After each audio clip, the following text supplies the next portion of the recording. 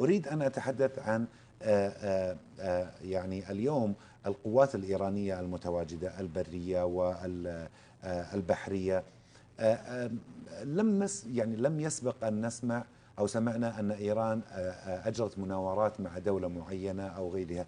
هل ذلك يعني أن الجيش الإيراني هو يدرس بمدرسة واحدة منغلقة ولم ينفتح على التقنية العسكرية الحديثة اليوم؟ لا، هم حقيقة أجروا بعض المناورات وللأسف كانت مع باكستان، ولكن إيران دولة منبوذة لا أحد يريد أن يتعامل معها، ولم تبلغ من الحرفية والتقنية بحيث أنه تصبح مطلب للدول. بينما نجد أنه دولة مثل المملكة العربية السعودية قبل يومين انتهت مناورة في تبوك، أعتقد كان اسمها سهام الشمال أو رماح الشمال.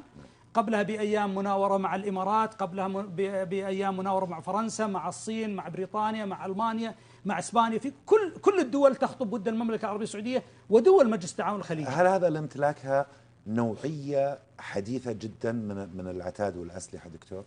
بالتأكيد، والتجربة ونمط التجربة السعودية يجعل الدول الأخرى تسعى لأنك تشاركها. أعطيك مثال بسيط. هناك مناورات في الولايات المتحدة اسمها العلم الأحمر أو العلم الأخضر والعلم الأحمر. هذه المناورات لا يمكن أن تدخلها دولة تقل شأنا عن القوات الجوية الأمريكية. لا يمكن أن تشارك بطائرات أقل من الإف 15 أو الإف 16 أو الإف 22 أو الإف 35. وبالتالي المملكة العربية السعودية والإمارات العربية المتحدة هي الدولتين المؤهلة تقريبا لأن تكون ثابتة في هذه المناورات وهذه المنظومة. كيف تريد إيران توصل طائرة من طراز اف 5 أو فانتوم اف 4 إلى الولايات المتحدة؟ المقاتلات السعودية من طراز اف 15 تستطيع أن تصل برحلة واحدة دون الهبوط، رحلة متواصلة تتجاوز 10,000 كيلو متر تصل إلى الولايات المتحدة. بينما بعض إيران الإف 4 والإف 5 التي تمتلكها أو حتى الإف 14 وهي طائرة بحرية أساسا منسخة من البحرية الأمريكية لا تستطيع أن تقلع أكثر من 200 أو 300 كيلو.